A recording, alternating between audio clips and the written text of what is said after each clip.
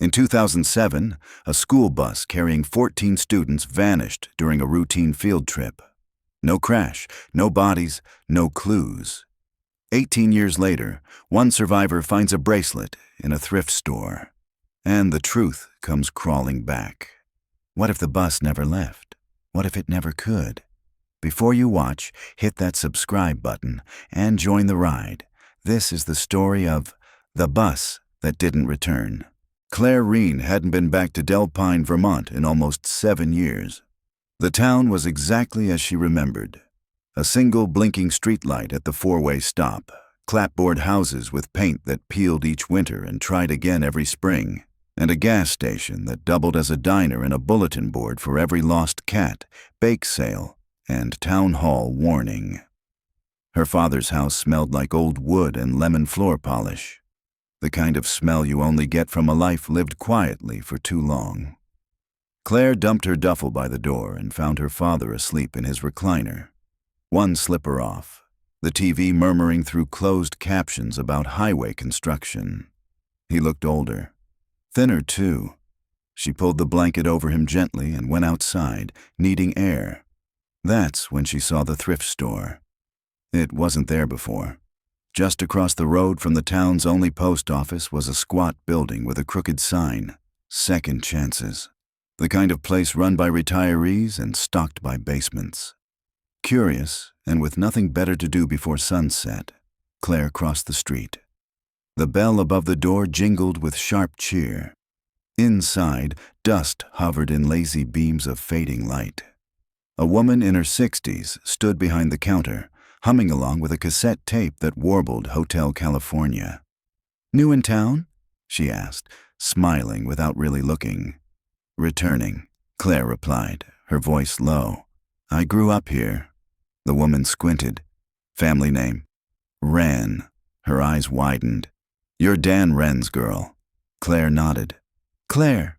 "Well, I'll be," the woman said, as if that explained everything. She returned to her humming. Claire wandered the aisles. Knitted sweaters, chipped mugs, vintage toys, all the memories nobody wanted anymore. And then she saw it. In the jewelry case, nestled between tangled chains and cracked plastic rings, was a silver charm bracelet. Small, delicate, with only 3 charms. A music note, a tiny dog, and the letter J. Claire's breath stopped. She knew this bracelet. It belonged to Janie Delcourt. Janie had been her best friend in 7th grade. She sat behind Claire in math, whispered during roll call, and always smelled faintly of cinnamon gum. She was funny, insecure about her teeth, and she never took that bracelet off. Except Janie hadn't come back from the trip. Neither had 13 other kids. It had been a school bus trip to Bear Hollow Preserve. One bright October morning in 2007. And the bus never returned. No crash, no wreckage, no bodies. They'd called it a tragedy. Mechanical failure. Possible misdirection. Search underway. But after 3 days, the headlines stopped. After a week, the school held a memorial with no photos, just a list of names. And then they never spoke of it again. Claire had been sick that day. Fever, strep throat. A lucky illness. She stared at the bracelet for a long time. "Where did this come from?" she asked the woman behind the counter. This bracelet. It belonged to someone I knew. It was lost." "Where'd you get it?" The woman blinked, then glanced at the case. "Came in a donation box. Last week, maybe? Might have been from the Parsons estate. They're cleaning out their attic." Claire opened her wallet. "I'll take it." "It's $5. Claire handed her a 10. The woman gave her change with the same vague smile. Back outside, Claire stood under the early evening sky, the bracelet in her palm. It was worn but intact. The music note charm had a scratch across it. The J was a little bent. She turned it over and froze. There, engraved in faint looping letters on the underside, were the initials JD. She sat in her car for nearly 20 minutes, the bracelet clutched in her fist, trying to remember everything she could about that week. About Janie. About the day the bus left and never came back. No one talked about it anymore. Not online. Not at reunions. And the school board had retired the bus number the following year. She still had the newspaper clippings in a folder back in Boston, buried deep in a drawer labeled "Avoid." But seeing this, holding it, it wasn't avoidable anymore. This was proof. And proof meant someone had lied. Claire looked out across the road at her childhood home. Her father was probably still asleep. The town hadn't changed, but something inside her had. She reached for her phone and opened a new note. Missing, October 2007. Bear Hollow field trip, 14 students, 1 teacher. No return, no crash site. Claire ran absent due to illness. Janie Delcourt was one of them. Her bracelet just turned up in a thrift store. Claire closed the note and looked at the bracelet again. Janie didn't give things away, and she sure as hell didn't come home to return a bracelet no one else could have had. The past wasn't gone. It had just been quiet. And Claire was about to make it loud. Claire stood outside the old middle school the next morning, her car idling as she stared at the building like it was a puzzle she'd forgotten how to solve. It hadn't changed much. Same sagging roof, same front sign with letters missing. "Welcome me to LPA My Deal School." The hedges were trimmed now, but the rusted bike rack still leaned at the same awkward angle, and the flagpole chain clinked faintly in the morning breeze. 14 kids had left this building in 2007 and never come back. Claire turned off the ignition and stepped out, the bracelet tucked in her coat pocket. She hadn't slept much. Every time she closed her eyes, she saw Janie's face, or at least the way her memory had preserved it. Freckles, laughter, the wide grin with one crooked tooth. She had questions now, and she needed answers that weren't just rumors and archived obituaries. The school's front office was surprisingly modern inside. Fluorescent lights, fresh linoleum, and a digital check-in system. The receptionist looked up from her computer with a forced smile. "Can I help you?" "I'm Claire Wran. I used to attend here, class of 2008. My dad's Dan Wran. He taught shop class?" The woman perked up. "Oh, Mr. Wran. Yeah, he retired a few years back. How's he doing?" "Slowing down," Claire said. "I'm helping out while he recovers from surgery." "Well, welcome back. What can we do for you?" Claire hesitated. "Actually, I was hoping to take a look at some old yearbooks. Maybe records from around 2007. The woman tilted her head. "What for?" "I'm writing something," Claire lied. "Personal project. I was out sick during the field trip, the one where, well, you know." The receptionist's expression tightened. "We don't really keep that stuff anymore. There was an audit a few years ago. Cleared out a lot of old records." Claire raised an eyebrow. "An audit?" "Yeah, the board had a compliance review. Updated privacy protocols and all that." She tapped her nails against the desk, then leaned in slightly. "You looking for someone specific?" Claire paused. "Janie Delcourt. She was my best friend." The woman's face fell. She glanced around, then lowered her voice. "Sweet girl, that whole thing, it was awful. We weren't even allowed to hold a real memorial in here. The board didn't want the younger kids scared." "I found something of hers," Claire said, pulling the bracelet from her coat pocket. "In a thrift store. I think it was hers. I know it was." The woman stared at it. Yeah. She used to wear that every day. I remember the little music note." Claire nodded. "How did it end up in a donation bin?" The woman didn't answer. "Do you have any files at all?" Claire asked. "Anything from that year?" "I don't need addresses or private data, just names, lists, photos." "There's a storage cabinet in the back," the woman said slowly. "Mostly old yearbooks, a few boxes of past student directories. If you want to take a look, I can let you back there for a few minutes." Claire tried not to look too eager. "That'd be amazing. Thank you." She followed the receptionist through a side door into a narrow hallway that smelled faintly of dry erase markers and cafeteria pizza. They passed a locked teacher's lounge and came to a gray metal cabinet beside a fire extinguisher. "Nothing's in order," the woman warned. "But you're welcome to dig." Claire opened the cabinet and crouched. Inside were dusty binders, file boxes, and yearbooks wrapped in yellowed plastic. She found the 2006 to 2007 yearbook and pulled it out, flipping quickly to the 7th grade section. There she was, Janie Delcourt, smiling, her hair in twin braids, her smile wide and unaware of what was coming. Claire stared for a moment, then reached for the student directory, a typed list of homerooms and assigned bus numbers. She flipped through the pages, eyes scanning for anything unusual. Bus 7, Bus 14, Bus 18. And there it was, field trip. October 12th, 2007, Bus 12. Teacher, Mr. Alan Baird. Students, list redacted. The names had been blacked out. Every single one. Claire felt her throat tighten. There were faint imprints beneath the redacted ink, signs the names had once been there. Someone had gone through this file by hand and censored it. She reached for her phone and took a photo of the page. "You find what you were looking for," the receptionist called from down the hall. Claire slid the yearbook back into place and stood. Sort of. Back outside, Claire sat in her car staring at the photo on her phone. The redacted names, the teacher's name, Alan Baird. She didn't remember him well. He'd only taught that year. She opened a browser and searched for his name. Nothing. No social media. No obituaries. No teaching credentials in Vermont's online certification database. It was like he'd never existed. Claire felt her chest tighten.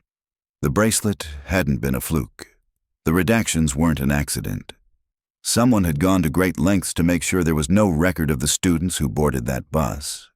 She opened her note again and added, "Bus 12 assigned to Mr. Alan Baird. Student list redacted. No public record of Baird post 2007. Janie's bracelet surfaced in 2025. Someone is hiding something." Claire looked back at the school. It wasn't just silence. It was erasure. And someone had pulled the black marker over the past. On purpose. The old bus route wasn't on any modern maps. Claire discovered that the hard way after 2 hours of scrolling through archived town council PDFs and long-forgotten newsletters in the library's microfiche room. But persistence paid off, and eventually she found a scanned flyer for the 2007 Bear Hollow field trip itinerary, emailed to parents on October 10th.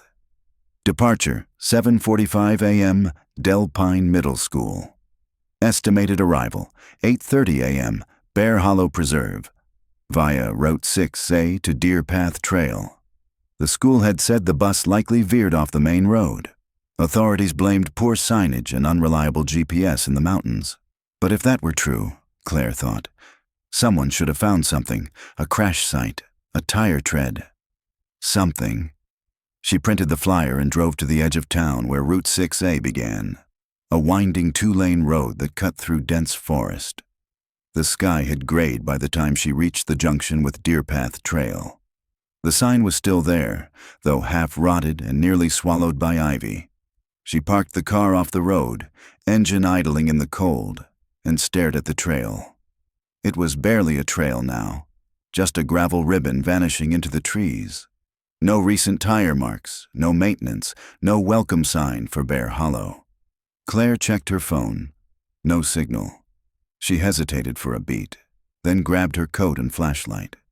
There was no clear destination, but she needed to walk the path herself. Needed to feel it. Retrace the ride Janie and the others had taken. The woods were quiet. Too quiet. She followed the path for 20 minutes, stepping over fallen branches and leaves half-mulched by spring rain. Eventually, the trail forked. One path was marked private, no trespassing. The other was unmarked and overgrown. Claire picked the unmarked one. After another 10 minutes, she reached a clearing, wide and flat, ringed by pine. The grass here was brittle, like it hadn't grown properly in years. There were no benches, no welcome signs. No evidence of a preserve. Just a metal pole sticking out of the ground like the neck of a broken street lamp. And something else. A concrete slab, sunken and cracked. It looked like the foundation of a building long removed. Moss grew around the edges, and something dark had stained one corner. Claire knelt. Near the base of the slab, barely visible beneath the dirt and grime, was a number carved into the concrete. BHP 27 Bear Hollow Preserve. Installation 27. She stood and took several photos, then backed away. Something about the place felt wrong. Hollow, like the air itself remembered something no one else did. She turned to head back and saw the man watching her. He stood at the edge of the clearing, half hidden by a tree. Middle-aged, wearing a heavy coat, a shovel in one hand. They locked eyes, and Claire froze. "Are you lost?" the man called out. Claire kept her voice steady. "Just hiking. Trail's closed." His voice was gruff, but not aggressive. "I didn't see a sign." He stepped forward. "Nobody's supposed to be back here. It's dangerous." Claire nodded slowly. "I'm Claire Reen. I used to live here. I'm looking into the Bear Hollow disappearance." The man stopped cold. "I was sick that day," she continued. "I should have been on that bus."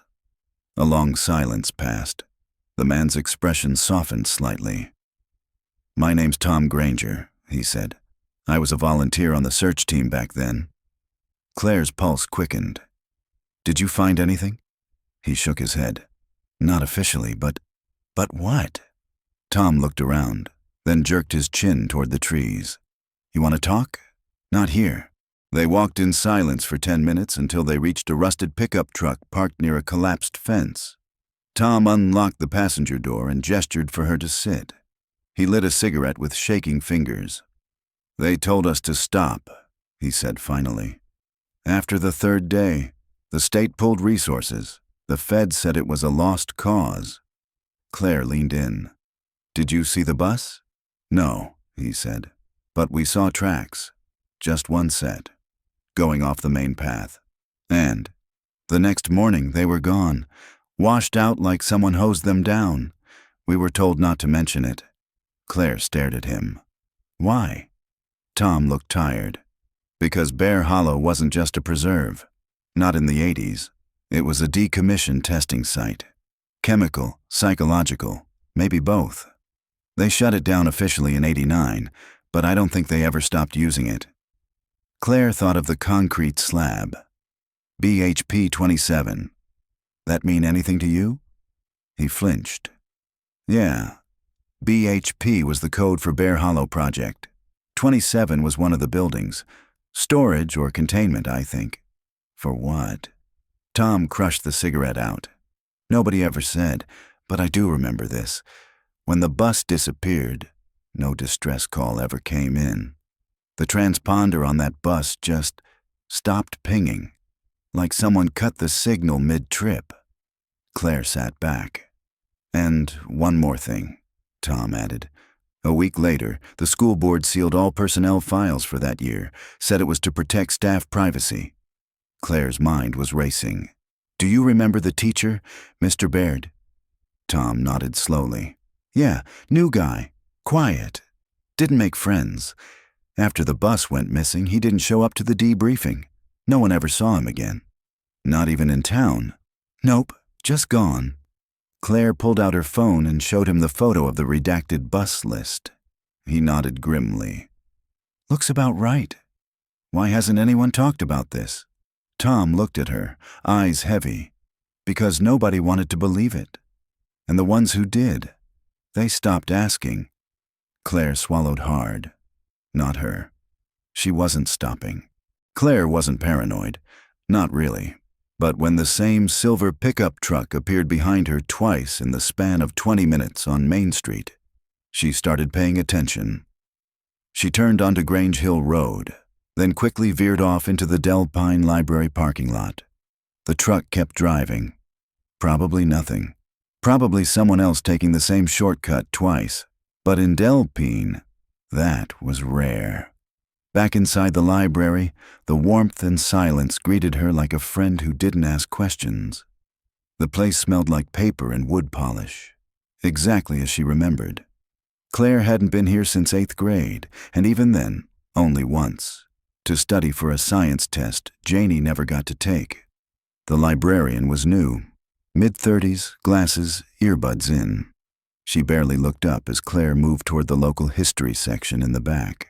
She'd come for two things: the archived town council minutes and any documentation about Bear Hollow's former use before it became a nature preserve.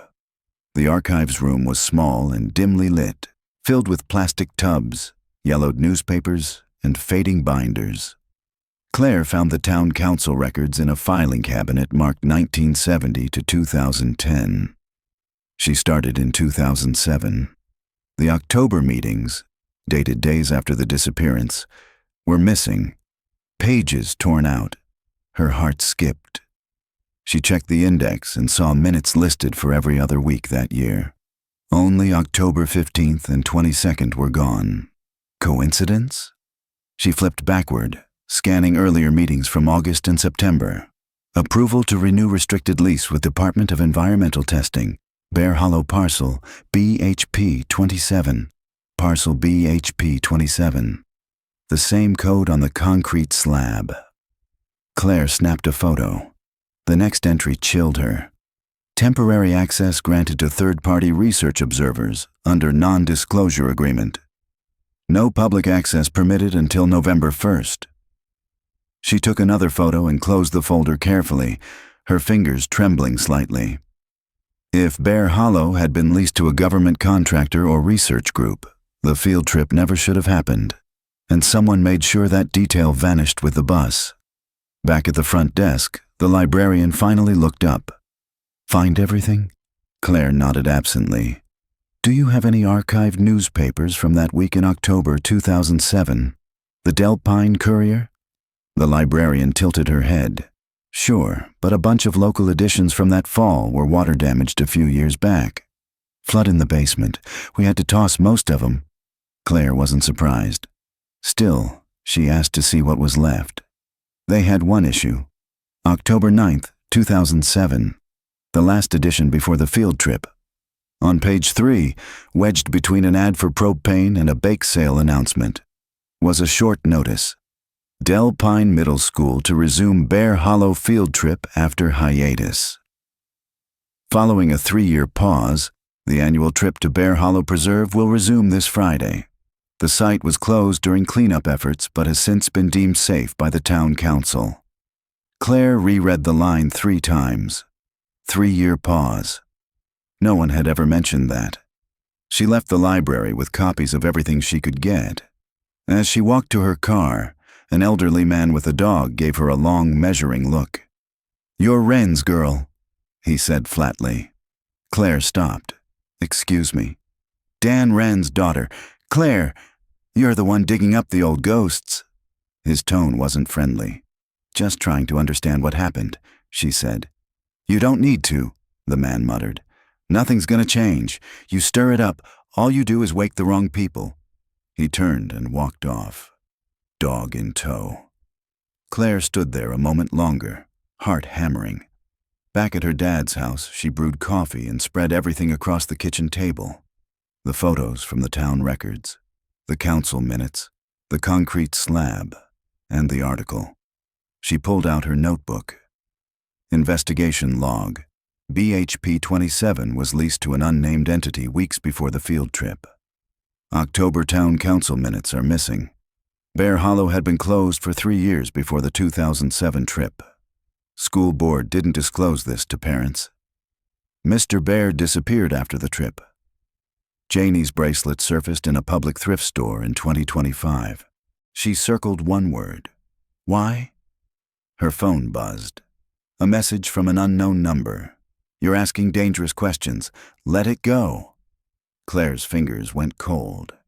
She stared at the message, then looked up at her father's old metal filing cabinet in the hallway.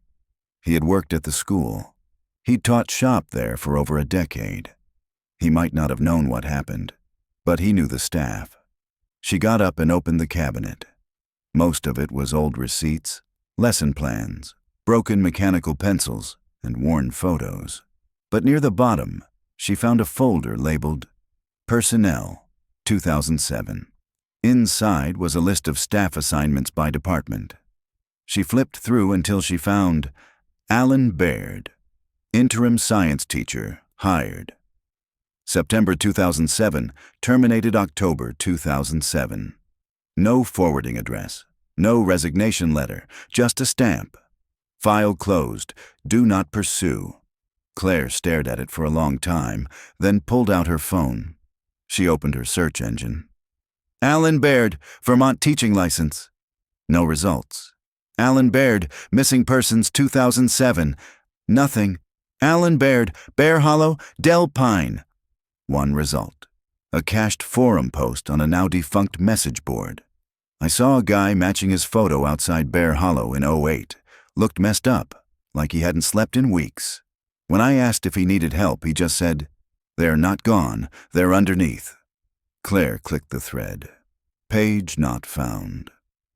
Claire wasn't sure if she expected the Department of Transportation to actually return her call. But at 9:42 a.m. the next morning, her phone lit up with an unfamiliar Vermont government number. She took a breath, answered. "This is Claire." "Hi, this is Drew Langley from Vermont State DOT. You left a message asking about school bus GPS records from 2007. "That's right, specifically Bus 12 from Del Pine Middle School, October 12, 2007. Langley cleared his throat. "Those records aren't exactly easy to find. That system was pretty new back then. Not all buses had it yet." Claire hesitated. "Did Bus 12 have it?" "According to our archived inventory, yes. That fleet was upgraded in 2006. Bus 12 had a basic transponder. It pinged location data every 5 minutes. Claire's pulse quickened. "Is there still data from that day?" Langley paused. "That's the weird part. The GPS unit transmitted normally until 8:14 a.m., about 20 minutes before it should have reached Bear Hollow. Then it stopped." "Stopped how?" "Like someone cut the power, or the unit was removed. Last ping came from just past the Deer Path Trail fork." Claire opened her laptop and pulled up a satellite map. "Could you send me the coordinates of that last ping?" "Sure. I can email you a screenshot. But one more thing." "What?" "There was a second signal. Another unit briefly picked up something at 3:17 a.m. the following morning. Same model, same ID. But this time from a location 15 miles north near a defunct rail station." Claire blinked. "How's that possible?" Langley exhaled. "It shouldn't be. We logged it as a glitch, but, well, glitches don't usually change location like that." He emailed the details while Claire stared at the screen, stunned. 2 pings. One where the bus should have gone missing. The second, hours later, nowhere near the route. She clicked the file. The final coordinates resolved into a grainy satellite image. A rail yard long since overtaken by trees, with a narrow access road and a rusted shed still visible from above. Claire searched the address. No street view. No local references. The only mention was from a 1981 zoning permit granting rail companies access for emergency depot functions. Emergency depot, or a transfer point. She stared at the image. Trees, shadows, forgotten space. If the GPS unit was reactivated there, even briefly, it might mean the bus wasn't destroyed. It had been moved, and someone had tried to make it disappear. She didn't tell anyone where she was going. Not her father, not Tom Granger, not even Jeanette, the clerk at town hall who occasionally replied to her late-night questions with PDF scans of council filings. She drove out past the old mill, past where the pavement ended and the gravel crunched beneath her tires. Her phone lost signal again around mile 10. The rail yard emerged behind a curtain of pine trees. A sagging chain-link gate had long since collapsed inward, and the tracks were rusted over, half swallowed by moss. The shed still stood, a rectangular building with flaking paint and no visible windows. Claire parked on the edge and approached on foot. The air smelled of rust and damp soil. The shed's door was unlocked. Inside, dust, decay, and emptiness, except for tire tracks, faint, old, but there. She followed them across the concrete floor until they disappeared beneath a trap door, sealed shut with rusted bolts. A chain had once looped through the metal latch but had been snapped clean, leaving a twisted length dangling. Claire took photos, then turned to leave. That's when she heard it. A soft crack, branches breaking behind her. She froze. Footsteps, 1, 2, crunching across the gravel outside the shed. She stepped silently to the side of the door, pressing her back to the wall. Heart pounding, hands slick with sweat. The footsteps paused. Then a low, gravelly voice. "You shouldn't be here." Claire didn't recognize it. Male, older, deliberate. She said nothing. The footsteps moved on, fading. Whoever it was didn't come inside, just lingered long enough to let her know she wasn't alone, and that someone was watching. Back at her car, Claire drove fast. Her tires kicked up gravel and sent birds scattering from the treetops. She didn't stop until she reached town limits. She pulled into a gas station and checked her phone. Still no signal. She opened her laptop and loaded the photos. The snapped chain, the faint tire marks, the inside of the shed. Then she uploaded everything to a private backup folder titled Field Trip, Restricted Access. She added a new note to her log. GPS findings, last confirmed ping, 8:14 a.m. near Bear Hollow. Unexpected ping, 3:17 a.m., 15 miles north at Old Rail Yard. Rail Yard shows signs of vehicle movement and a trap door. Someone was there today. Unknown male, possibly watching sight. She leaned back in the seat, heart still racing. If the bus had been moved and the GPS signal reactivated briefly, it meant at least part of the vehicle had survived. But the school board never said a word. No one had followed that signal. Or worse, someone had, and made sure it went nowhere. The next place on Claire's list wasn't in any official report. It was a gas station, just 2 miles down the road from where Bus 12's GPS had cut out on October 12, 2007. It was called Pine Stop, a squat brick building with a faded sign and only 2 working pumps. The kind of place where time felt like it had stopped sometime in the late 90s. Claire pulled in around noon, noting the small, outdated security camera mounted just above the front door. It looked dusty but functional. The man behind the counter was about 70, with white stubble and eyes that narrowed the moment Claire walked in. "Pump's broken. Credit only." "I'm not here for gas," Claire said gently. "I'm looking into something that happened years ago." "Then you're wasting your time," he muttered, eyes back on the lottery tickets he was scratching. She took a photo from her coat pocket and slid it across the counter. An old yearbook image of Janie Delcourt. The man's eyes flicked toward it. "She came through here," Claire said. "Or maybe the bus did. October 12th, 2007. Early morning." "I don't remember, kids," he said too quickly. Claire didn't buy it. "There was a bus. It stopped briefly. It would have shown up on your surveillance system." He stared at her a long moment. Then, with a sigh, he said, "I didn't say there wasn't a tape." Her pulse quickened. "You still have it?" "I shouldn't. But you do." He grunted and ducked behind the counter, emerging with a small dusty box labeled Cam Backup-2007. Claire stared. "You kept it." "I was told to erase everything after that week. Power outage did half the job. But this one tape got jammed in the system. Never recycled." He slid it across the counter toward her. "It's VHS. Good luck finding a player." Claire took it carefully. "What's on it?" He shrugged. "A school bus pulling into the lot around 8:10 a.m.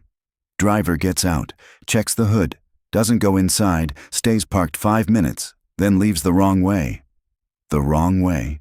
Not toward the preserve, toward the back road, the one they were supposed to avoid. Claire's heart hammered. Do you know who the driver was? Didn't recognize him, but he was wearing the wrong jacket. Not Delpine school colors. Looked like a windbreaker. Plain. Black. What happened when you told someone? I didn't. He met her eyes. Because a man came in the next day. Said he was with the school board. Asked about tapes. Told me not to share them. I didn't like how calm he was. You didn't turn it in? He nodded at the tape. That is me turning it in. Claire left Pine Stop with the VHS clutched tightly, heart pounding like it would crack her ribs. She drove straight to the only person she knew who might have a working VHS player. Margaret Harker, her father's former colleague, a retired teacher who had taught at Delpine during the 2007 incident. Claire hadn't spoken to her in years, but she remembered that Margaret had been one of the only teachers who publicly questioned the school board's official story. Claire rang the bell on her cottage door. Margaret answered wearing a cardigan and holding a mug of tea. Claire ran, she said flatly. Took you long enough. I found something, Claire said. I need your help. Margaret's living room was a time capsule. Shelves of annotated classics, cross-stitched wall hangings, and a cabinet filled with obsolete media players. You still use VHS? Claire asked. Margaret raised an eyebrow. The classics don't stream. They sat on the worn couch. The old TV buzzed to life, and Margaret inserted the tape. The footage was grainy but clear enough. A yellow bus pulled into frame, parking crookedly by the pumps. That's it, Claire whispered. Bus 12. They watched as the driver stepped out. He wasn't a teacher, not anyone Claire recognized. Tall, wiry, wearing a black jacket, not a school uniform. He didn't open the door for the students. He opened the hood, checked something, then walked to the side of the bus. For a few seconds, he turned toward the camera. Margaret inhaled sharply. That's not a driver. That's Alan Baird. Claire turned. You're sure? I remember that face. He wasn't supposed to drive that day. He wasn't certified. He was just a temp hire. He taught science, barely. On the tape, Baird climbed back into the driver's seat. The bus reversed out, not toward the preserve, but toward the side access road. Claire paused the tape.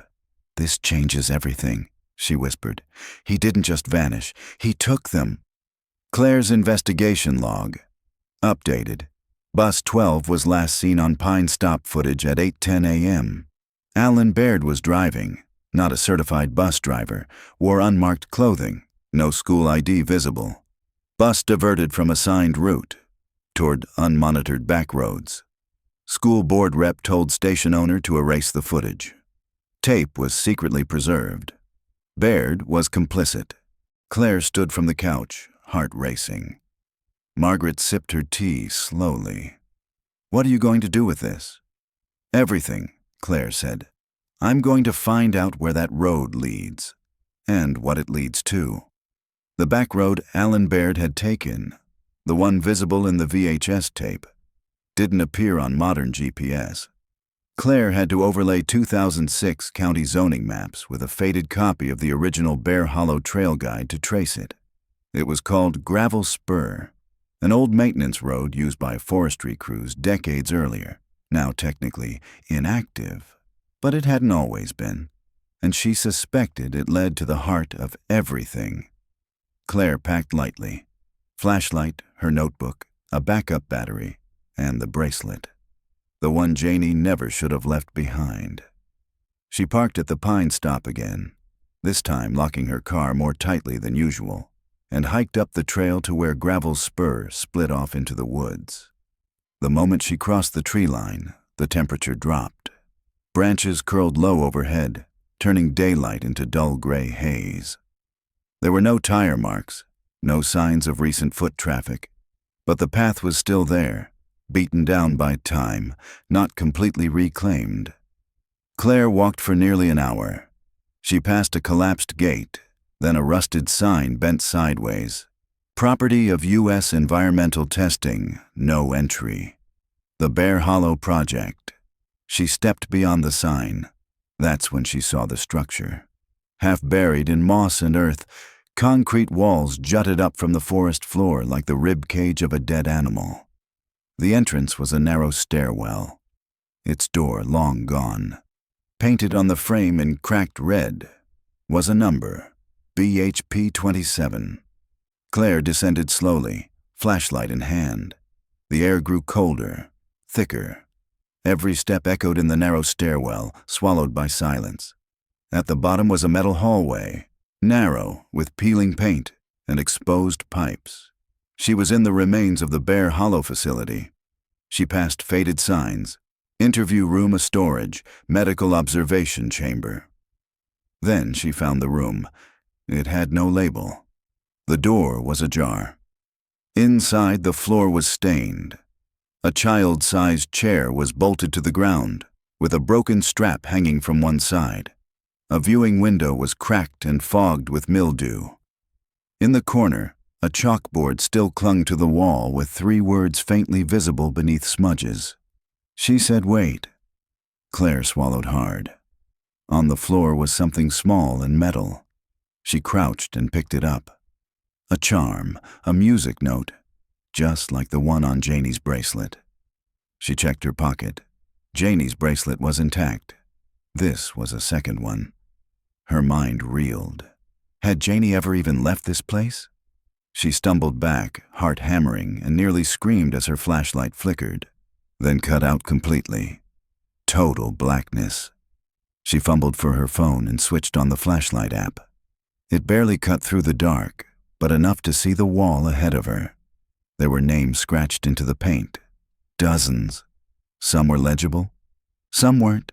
Natalie B.J. Delcourt, E. Thomas K. Mendez. No one leaves, not really. They listen, they wait, underneath. Claire backed away. The flashlight flickered again. Something was wrong with the air. Too heavy, too still. She turned to leave. A sound stopped her.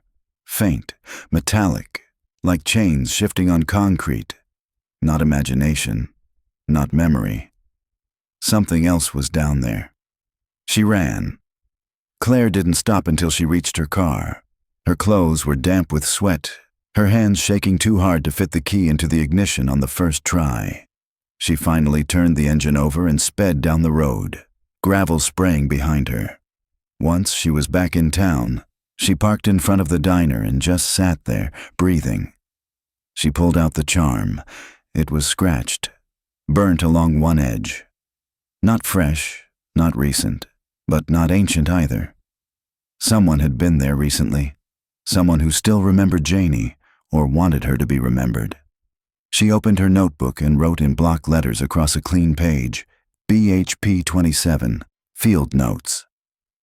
Underground facility still intact. Interview chambers exist, restraint chair present.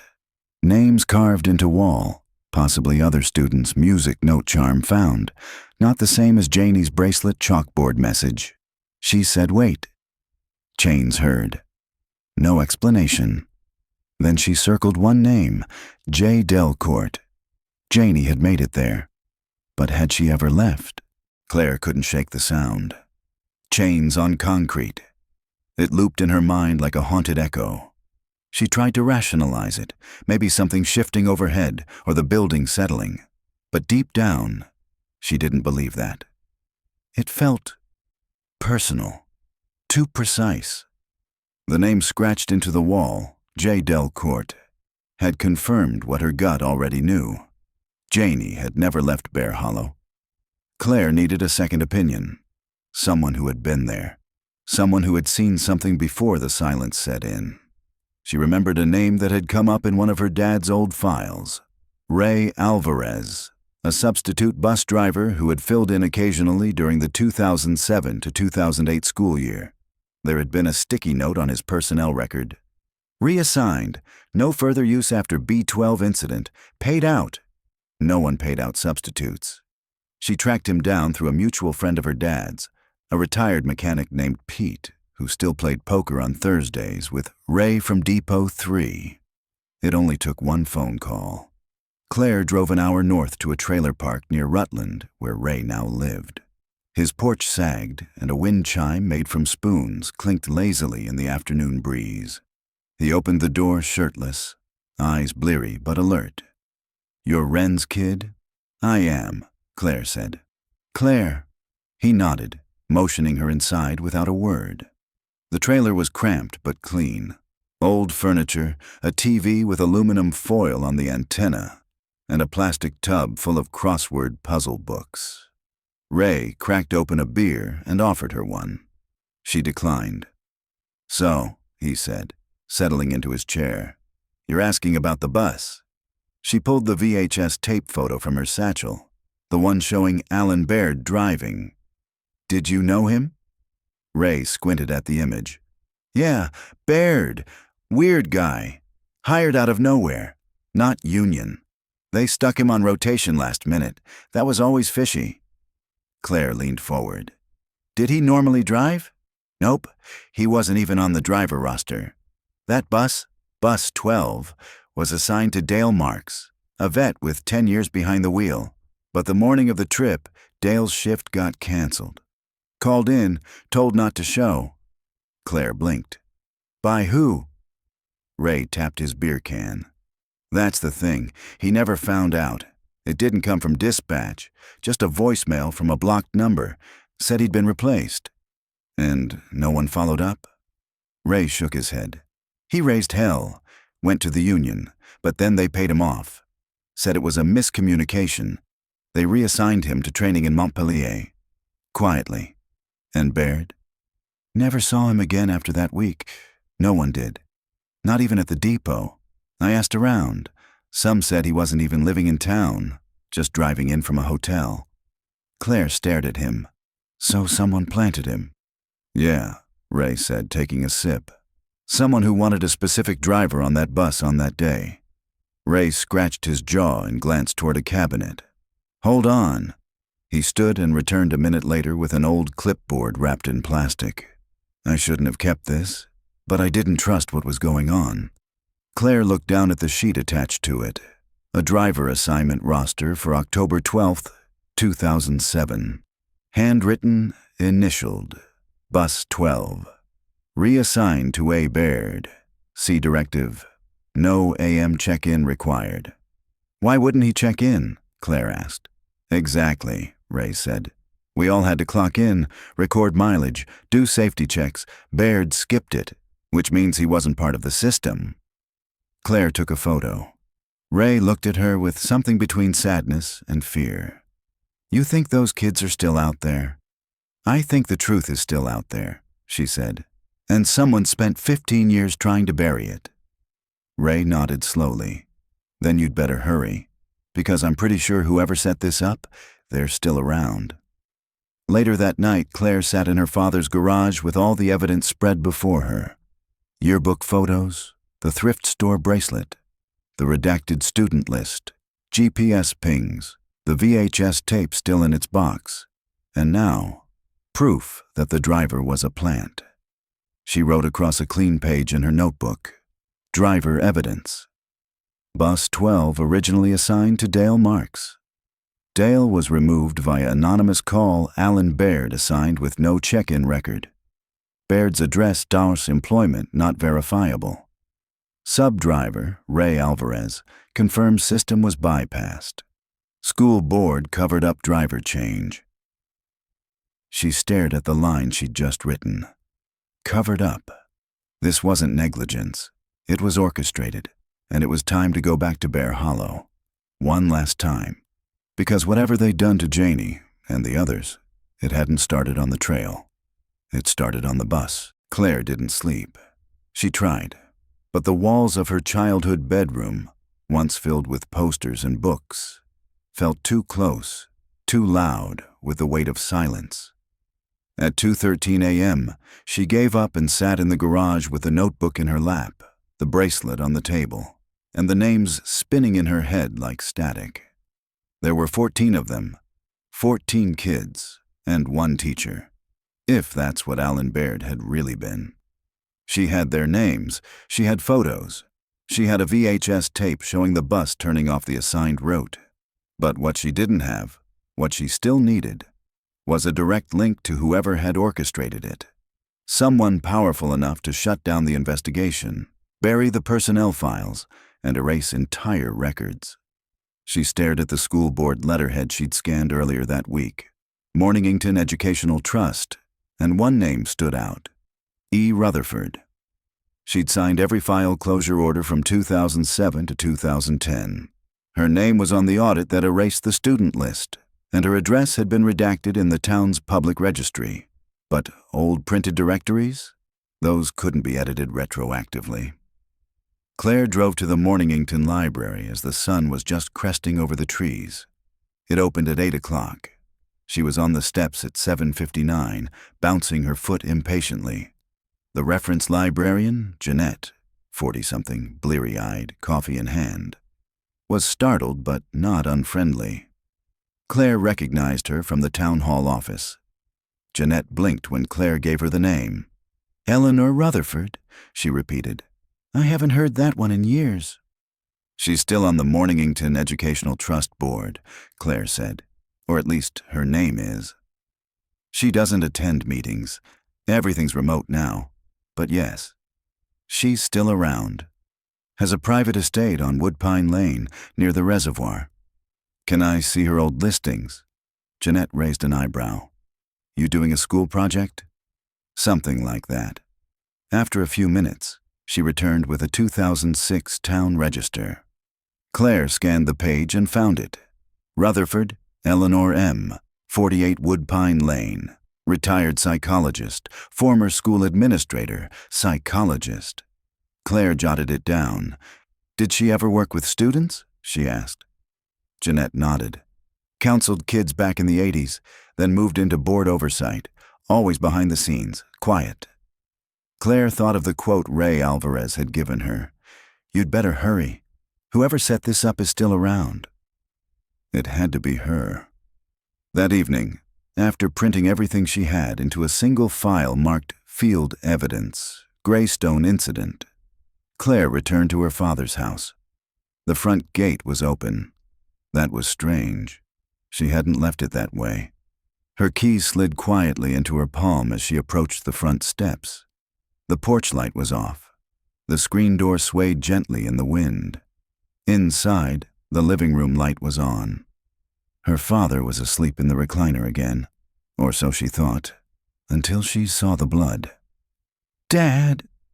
Claire dropped the folder and ran to him. Not much blood, a cut above the eyebrow. His glasses were broken. He stirred. What?" "Dad, wake up. What happened?" He blinked blearily. "Don't remember. Someone knocked. Thought it was Pete.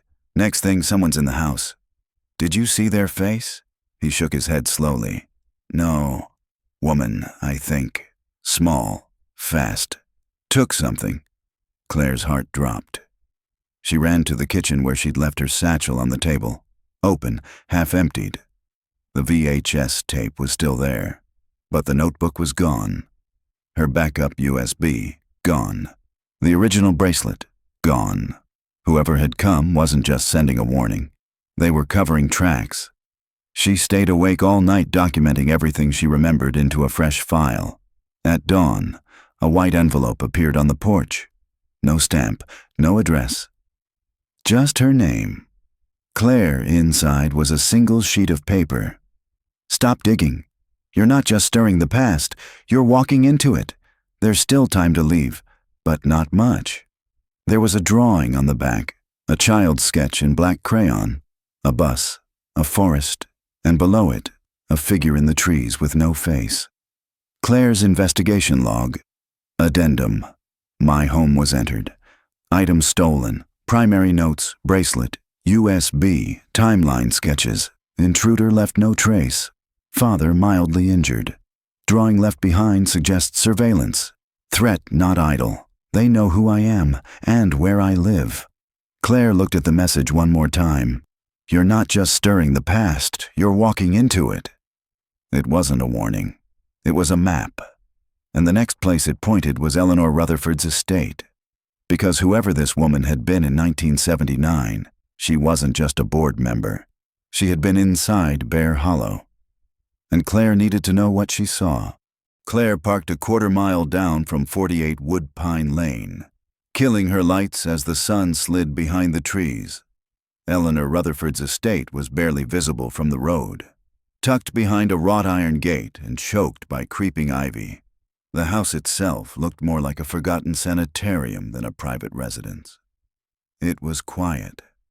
Too quiet. No cars, no porch lights, no dogs barking. Just the creak of wind through branches and the soft rattle of something metallic hanging from the rear gate. Claire crouched beside the fence line, pressed record on her phone, and whispered, May 28th, 9:07 p.m. Approaching residence of Eleanor Rutherford. Strong link to Mornington Educational Trust and the Bear Hollow Project. Unknown risk level. She found a gap in the fence where rust had eaten through the links and slipped inside. The house loomed above her, tall and narrow. Its siding cracked like dried skin. Every instinct screamed for her to turn around, but she didn't. She was too far in now, too close. She crossed the gravel quietly, avoiding the front door, and made for the side entrance. A sunroom with shattered panes and a door propped open with a stone. Inside, the air was stale, almost chemical. Claire swept her light across the room. Stacks of paperwork, medical files, half-burned photographs. A faint hum buzzed from somewhere deeper in the house, mechanical and low. She passed into the main hallway, and the smell hit her, disinfectant and something metallic underneath. She stepped into what once must have been a sitting room, but this wasn't just a home. It was an archive. Folders, cassette tapes, black and white photos pinned to corkboards. The wall was covered in sketches, some drawn with precision, some with the manic swirl of a disturbed hand. Children's names, drawings of the bus, dates, times, scribbled numbers, and one word repeated over and over, underneath. Claire approached the central desk. An old reel-to-reel tape recorder sat at its center, still functional. Labeled Session 47, BHP/JD, she pressed play. A girl's voice crackled through the machine. Small, afraid, familiar. I don't want to go back in the room, please. I told you everything. A second voice, calm, female, clinical. What did you hear last time, Janie? Silence. Then, it's in the floor. It hums. It talks when we sleep. It said we shouldn't leave, that it's hungry. And the others? Gone, some under, some in the dark room, but it's not their fault. You opened it. Janie, what did you see? A long pause. The bus never moved. You just made it feel like it did. The tape clicked off. Claire stepped back, breath tight. It wasn't a field trip. It was an experiment. In the corner of the room, a cabinet sat open. Inside, patient files, medical intake forms, all labeled with BHP case numbers. Claire flipped through and froze at one marked BHP 12, J.D. Delcourt, Janie. Age 12, subject 6. Photos, vitals, drawings, notes. Displays high auditory sensitivity. Speaks of bus beneath the bus. Expresses dissociation, temporal dislocation. Records altered sleep cycles. Told others, we're in a loop, we never left. At the bottom, a signature.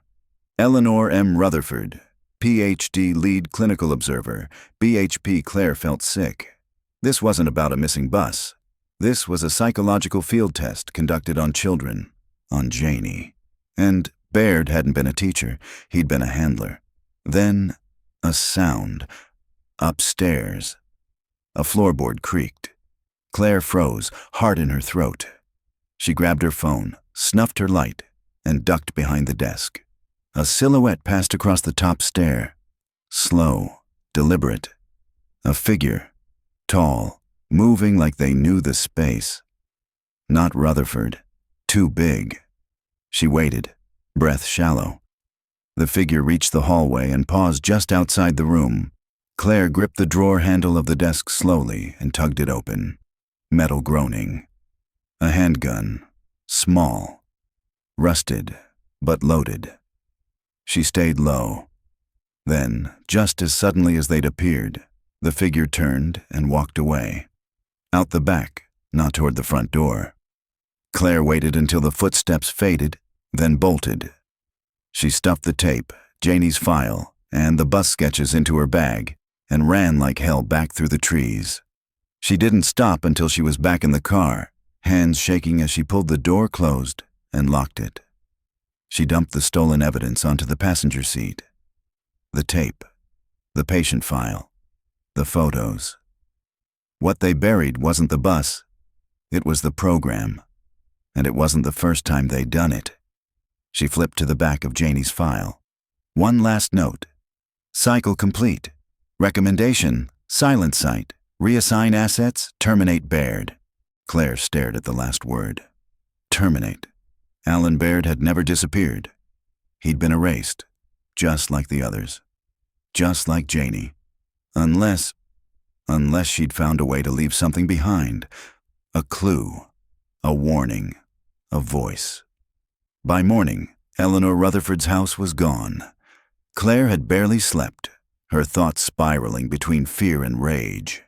She'd backed up every scan, every audio file, and every document she'd stolen the night before. She was about to make her first call to a journalist she trusted in Boston when the alert pinged on her phone. Breaking. House fire destroys historic woodpine property near Mornington Reservoir. She clicked the link. Authorities have not released the name of the deceased, but neighbors confirm the property belonged to Eleanor Rutherford, a reclusive former school administrator. The fire, which began shortly after 4 a.m., consumed the home completely. Investigators are currently assessing the cause but have not ruled out arson. Claire sat in silence, the phone trembling in her hand. It wasn't an accident. Someone knew she had been there. Someone knew what was left inside that house. She called the fire department, posed as a graduate student studying historical architecture. They wouldn't confirm details, but one phrase stuck. We found what looked like an archive room, burned through, but no human remains on site. No body, no Eleanor. Rutherford had disappeared. Again. Claire sat at her kitchen table, staring at the wall of evidence she'd reassembled from her backups. The GPS ping, the VHS tape, the medical files, the recorded session with Janie, the list of students redacted from the public record. And now, a house fire conveniently destroying the last known link to the Bear Hollow experiments. Her laptop chimed. A reply from the journalist, Elias Boone, an investigative reporter who had once exposed a corruption scandal in the Vermont State Police. Got your email. Sounds wild, but I'm listening. Let's talk in person. I'll drive out today. Relief swept over her.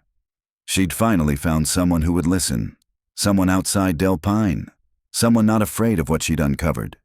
She emailed him everything, all the files, all the scans, every document, tape, and audio clip. She also gave him one name, Janie Delcourt. The rest of the day passed in quiet anxiety. Claire walked the yard, checked her dad's locks twice, and slept in the living room, her phone clutched in her hand. She woke up to another email from Elias. Subject line, "What the hell did you send me?" Claire, this is big. Like, shut it down kind of big. I've started calling around, but I already got pushback. One source said Bear Hollow is still flagged internally. Off limits. I'll run with it, but you need to know. You're not the first person to ask about this. A guy named Hunter Bly tried 6 years ago. Freelance journalist, vanished in the Catskills. I'm heading out now. Keep your phone on. If anything happens to me, your folder goes public. Automatically. Claire stared at the screen. She wasn't alone. She never had been. Others had tried. Others had been silenced. At 9:37 p.m., her phone buzzed again. Unknown number. She picked up. Elias? But the voice wasn't his. It was a young girl's. Faint. Static-laced. Claire! She froze. Who is this? Don't stop. You're almost there. The voice was familiar. It's under the road, where the bus stopped. We never got off. We just kept going. Claire's blood turned to ice. Janie, you're almost there. You have to finish it. The line went dead. Claire stared at the phone. The call history showed no number, no duration. She dropped the phone and backed away from the table. Was it real? A prank? Her own unraveling? Or had some part of Janie, found its way back through the cracks?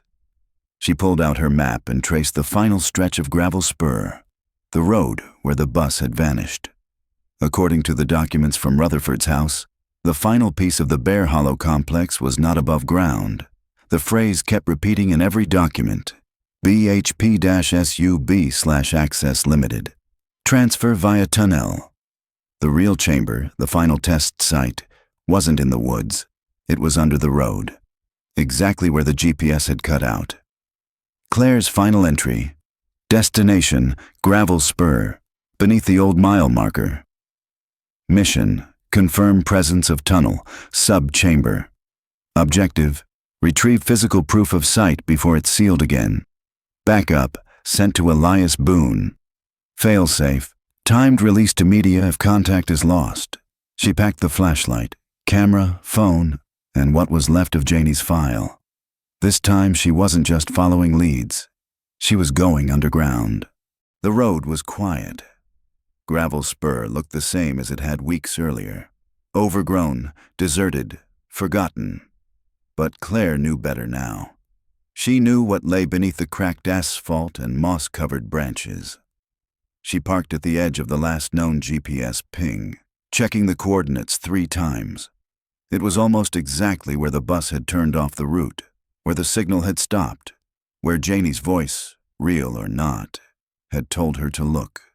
Claire stepped out into the fading dusk, flashlight strapped to her wrist, her satchel packed tight with recording equipment, spare batteries, and 2 burner phones. One would remain in the car, uploading her GPS every 5 minutes. The other she would take down with her. A stone mile marker stood nearby, weathered, partially collapsed. She crouched near its base and cleared away the debris. There, a rusted metal hatch, buried beneath years of pine needles and dirt. Bolted shut, but one hinge had cracked with rust. She gritted her teeth and pried. It gave with a screech like a scream. A stairwell descended beneath the road, and at the bottom, a sealed door marked simply BHP-SUB-12. Inside was the airless dark, colder than before, deeper. Her flashlight flickered as she moved through corridors untouched by time, past metal bunkers and long-forgotten electrical boxes. Wires hung like vines. Mold grew in jagged lines across the ceiling. She passed a door marked Observation Room B. Another, Sleep Study 3. And then she saw it. The bus, parked in the center of a massive underground chamber, intact, covered in dust. Its windows were blacked out, as if it had never seen sunlight. Claire approached slowly, each step echoing. She circled the vehicle, hand trembling as she touched the rusted handle. The door creaked open. Inside, seats still stood. Some slashed open, others wet with mildew, and on each seat, a name tag, handwritten in faded marker: Natalie B. Eric T.K. Mendez, J. Del Court. Claire moved to the back, heart pounding. On the final seat, a single paper note rested. We weren't taken, we were kept. They tested the loop. Some didn't last. I remembered. That's why they marked me. She turned the note over. A drawing. The same one left at her door. A forest. A bus. A faceless figure watching. And in the corner, scrawled in tight, desperate handwriting, underneath, forever, until someone saw us. Claire stepped off the bus and turned toward the far wall of the chamber. There, carved deep into the concrete, were the names, all 14, every child, each one engraved by hand, over and over again, as if someone had been fighting to keep them remembered even as the world tried to forget. Cara Mendez, Eric Thomas, Janie Delcourt, Natalie Boyd, H. Collins, M. Rojas, A. Win T. Nguyen, J. Hart, C. Ellis, R. Becker, P. Dantzler, L. Ford, B. Sims. Claire dropped her flashlight and raised her phone, snapping photos. Every angle, every name, the bus itself, the chamber. It was all real. They were real. She whispered to the dark, "I see you." Back in the daylight, she uploaded everything. Photos, audio, location data, and sent one last text to Elias Boone. "Found the chamber. They're all here. It was never a crash. It was a program. BHP. Sharing files now. Going to press." But the text never sent. No signal. And when she turned around, a man was standing by her car, dressed in black, face expressionless. She froze. He didn't speak, just raised a phone of his own and typed. Claire's phone buzzed. A new message from an unknown number. "Thank you. That's all we needed." The man walked away, disappearing into the trees, and Claire realized they had never lost the data. They had just needed her to reopen the door. Epilogue, 6 weeks later, Elias Boone received an envelope. Inside, a USB drive. On it, everything Claire had collected. He tried to reach her, called every hospital, every station. No record, no police report, no trace of her father either. They were gone, just like the bus, just like the others. But now, the truth had an audience, and for the first time in 18 years, the names had voices again. The bus that didn't return. If you want more twisted mysteries, dark fiction, and stories that stick with you, subscribe before someone makes this one disappear too.